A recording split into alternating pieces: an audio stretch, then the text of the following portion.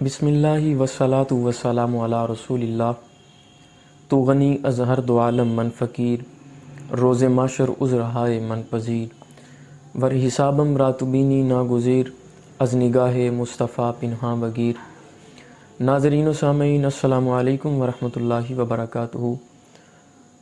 آج انشاءاللہ العزیز ہم اس پروگرام میں ماہ سفر کے حوالے سے گفتگو کریں گے۔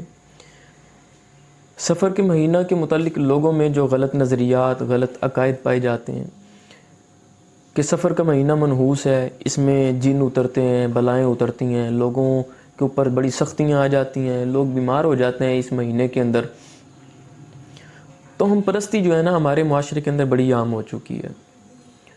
اس مہینے کے اندر شادی نہیں کرنی، اس مہینے کے اندر نیا کاروبار نہیں کرنا، اس مہینے کے گزرنے کا انتظار کیا جاتا ہے کہ ربیع الاول شب شروع ہوگا تو اس کے اندر شادی وغیرہ یا کوئی نیا کام شروع کرنا ہے تو وہ اسی ماہ میں کریں گے۔ اس مہینے کے اندر کوئی نیا کام نہیں شروع کیا جاتا۔ یہ اسلامی نظریہ نہیں ہے، یہ اسلامی عقیدہ نہیں ہے، بلکہ یہ توہم پرستی ہے۔ یہ ایسا وہم ہے جس کی کوئی حقیقت نہیں ہے۔ اسلام سے قبل اگر آپ دیکھیں تو اس وقت لوگوں کے اندر یہ رواج تھا کہ لوگ ایسے نظریات اور عقائد رکھتے تھے، لیکن جب اسلام آیا تو نبی علیہ الصلوۃ والسلام نے واضح ارشاد فرمایا اس مہینے کے متعلق، بلکہ آپ نے توہم پرستی کو جڑ سے اکھیڑ دیا۔ اسلام توہم پرستی کی اجازت نہیں دیتا۔ اسلام تو ایسا مذہب ہے جو توہم پرستی سے بالکل پاک اور صاف ہے۔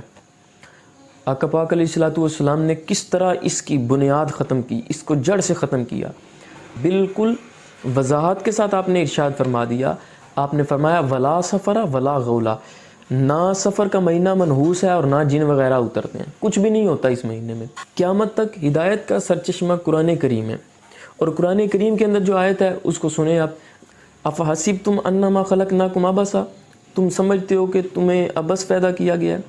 اللہ تعالیٰ نے جو چیز بھی بنائی ہے وہ عبث نہیں ہے۔ نہ کوئی مہینہ، نہ کوئی سال، نہ کوئی وقت، نہ کوئی دن، نہ کوئی چیز، نہ کوئی مخلوق، نہ کوئی جاندار، جانور، انسان، جن، فرشتے، کچھ بھی اللہ تعالیٰ نے بے مقصد نہیں پیدا کیا، اور نہ ہی وہ منحوس ہے۔ اسلام سے قبل لوگوں کا جو نظریہ تھا وہ یہ تھا، جب کوئی برا کام ہو جاتا تو وہ کہتے تھے یا ضعیفۃ الدہر، او زمانے کی خرابی ہو، تو حضور علیہ الصلوۃ والسلام نے فرمایا کہ لا تقولوا، یہ نہ کہا کرو، بلکہ نبی علیہ الصلوۃ والسلام نے ارشاد فرمایا کہ اللہ تعالیٰ جل مجد الکریم ارشاد فرماتا ہے لوگ مجھے برا کہتے ہیں۔ عرض کی کہ یا باری تعالیٰ لوگ تجھے کیسے برا کہتے ہیں؟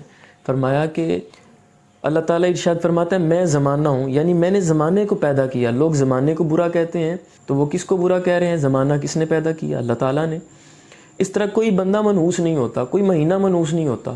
لوگوں کے متعلق بھی یہ نظریہ اور عقیدہ رکھ لیتے ہیں کہ فلاں بندہ مجھے صبح ملا تھا اور اگر کوئی نقصان ہو گیا ہے دن کے اندر تو کہتے ہیں جی وہ فلاں بندہ جو مجھے صبح ملا تھا نا وہ بڑا ہی منحوس تھا۔ حالانکہ ایسا نہیں کہنا چاہیے، ہرگز نہیں کہنا چاہیے۔ اللہ تعالیٰ جل مجد الکریم تو ارشاد فرما رہا ہے لقد خلقنا الانسان فی احسن تقویم، کوئی بندہ منحوس نہیں ہوتا۔ انسان کو تو اللہ تعالیٰ نے بڑا بہترین پیدا کیا ہے۔ ہاں یہ کہا جا سکتا ہے کہ دن میں کوئی اچھا کام ہو گیا تو کہا جا سکتا ہے فلاں بندہ جو مجھے ملا تھا نا اس کی برکت کی وجہ سے میرا یہ کام اچھا ہوا ہے۔ اچھا شگون لینا جائز ہے، بد شگونی جائز نہیں ہے۔ اس طرح کے بد شگونیاں کہ بلی آگے سے گزر گئی ہے تو اب سفر نہیں کرنا، ہاتھ سے برتن گر کے ٹوٹ گیا ہے تو اب یہ ہو جائے گا، کوے بول رہے ہیں تو یہ ہو جائے گا، یہ توہم پرستی ہے۔ اس چیز کی طرف جانا بے وقوفی ہے، جہالت ہے۔ اب دیکھیں ہر چیز کے متعلق ہم نے اپنا نظریہ، اپنا عقیدہ خود بنا لیا ہے۔ اللہ تعالیٰ جل مجد الکریم تو ارشاد فرما رہا ہے عسیٰ ان تکرہوا شیئا وہو خیر لکم، ممکن ہے جس چیز کو تم اپنے لیے اچھا نہیں سمجھتے وہ تمہارے لیے بہتر ہو، وعسیٰ ان تحبوا شیئا وہو خیر لکم، اور ممکن ہے جس چیز کو تم پسند کرتے ہو تمہارے لیے بہتر نہ ہو۔ واللہ یعلم وانتم لا تعلمون، اللہ جانتا ہے تم نہیں جانتے۔ کتنا وضاحت کے ساتھ اللہ تعالیٰ نے ارشاد فرمایا کہ اللہ تعالیٰ معاملات کو جانتا ہے، تم نہیں جانتے۔ ہر چیز کے متعلق اپنا نظریہ، اپنا عقیدہ رکھنا یہ مناسب نہیں ہے۔ ہمارے معاشرے کی عکاسی کرتے ہوئے علامہ اقبال نے بڑی خوبصورت بات کی۔ علامہ نے کہا کہ تحقیق کی بازی ہو تو شرکت نہیں کرتے، ہو کھیل مریدی کا تو گرتے ہیں بہت جلد، ان کو کہا جائے آؤ قرآن و حدیث پڑھو، دیکھو حقیقت کیا ہے، حقیقت کی طرف آؤ، قرآن و حدیث کیا کہہ رہے ہیں اس کے متعلق پڑھو۔ تحقیق کی بازی ہو تو شرکت نہیں کرتا، تحقیق کا میدان ہے اس میں لوگ آتے نہیں ہیں، پڑھتے نہیں ہیں۔ ہو کھیل مریدی کا تو گرتے ہیں بہت جلد، تعویل کا پھندا کوئی صیاد لگا دے، یہ شاخ نشیمن سے اترتا ہے بہت جلد۔ بس تعویلات کر کر کے دین کو کہاں سے کہاں پہنچا دیا ہم نے۔ اس کے متعلق ایک بڑی خوبصورت حکایت بیان کی جاتی ہے، عام فہم بھی ہے اور لوگوں کو سمجھ بھی آ جاتی ہے۔ آپ سنیں، شاید آپ کو اس طریقے سے یہ بات سمجھ آ جائے کہ کوئی بندہ منحوس نہیں ہوتا اور کوئی چیز منحوس نہیں ہوتی۔ ایک بادشاہ تھا، اس کا نظریہ اور عقیدہ یہ تھا کہ صبح اگر کوئی اچھا بندہ مل جائے تو سارا دن اچھا گزرے گا، اور اگر صبح کوئی ایسا بندہ مل گیا جو ٹھیک نہیں ہے، جس کے حالات ٹھیک نہیں ہے، تو سارا دن برا گزرنا ہے۔ تو وہ ایک دن صبح اس کو ایک فقیر بندہ مل گیا جس کا لباس پھٹا ہوا تھا اور درست بھی نہیں تھا۔ تو اس نے فقیر کو پکڑ کے جیل میں ڈلوا دیا اور حکم کا دے دیا کہ بھئی اس کو قتل کر دو، اس کو پھانسی پہ لٹکا دو۔ اب فقیر سے جب اس کی آخری خواہش پوچھی گئی تو اس نے کہا بادشاہ سے میری ملاقات کروا دو۔ تو لوگوں نے کہا کہ بھئی بادشاہ اس کے ساتھ تو نہیں مل سکتا۔ اس نے کہا کیوں نہیں مل سکتا، چلو پردے میں بات کروا دو۔ جب بات ہوئی تو اس نے کہا بادشاہ منحوس میں نہیں بلکہ منحوس تو تو ہے، تیرا عقیدہ یہ ہے کہ دن میں اگر کوئی بندہ صبح برا بندہ مل جائے تو سارا دن برا گزرتا ہے، تو میں منحوس ہوتا تو تیرا دن برا گزرتا۔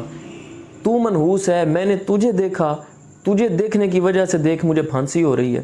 بادشاہ کو یہ بات سمجھ آ گئی، اس کو پتہ چل گیا کہ کوئی بندہ منحوس نہیں ہوتا۔ اس طرح الو منحوس نہیں ہے۔ لوگ کہتے ہیں جی فلاں بستی میں الو بولتا ہے اس وجہ سے بستی تباہ ہو گئی، وہ ویران ہو گئی۔ حالانکہ حدیث پاک میں وضاحتاً آپ نے ذکر کیا، آپ نے فرمایا ولا حامہ ولا سفرا ولا غولا ولا طیرتا، نہ الو منحوس ہے، نہ سفر کا مہینہ منحوس ہے، نہ اس میں جن اترتے ہیں، کچھ بھی نہیں ہوتا۔ ایک طرف نبی علیہ السلام کی حدیث ہے، دوسری طرف لوگوں کے عقائد اور نظریات ہیں۔ ہم نے جس طرف جانے وہ جو ہدایت کا سرچشمہ ہے قرآن پاک ہے، نبی علیہ السلام کے فرامین ہیں، ہم نے ان کی طرف جانا ہے، یہی ہدایت کا سرچشمہ ہے۔ آخر میں یہ ایک جملہ کہوں گا کہ ہم نے قرآن کریم کو پس پشت ڈالا، حضور صلی اللہ تعالی علیہ وسلم کی احادیث کو پس پشت ڈالا، جس کی وجہ سے ہمارے معاشرے کا یہ حال ہے۔ ہمارے ہاتھ کے اندر حضور صلی اللہ تعالی علیہ وسلم کا دامن ہوتا، آج ہمارے یہ حال نہ ہوتے۔ میرے ہاتھ میں تھا جب تک میرے مصطفیٰ کا دامن، میرے پاؤں چومتی تھی یہی گردش زمانہ۔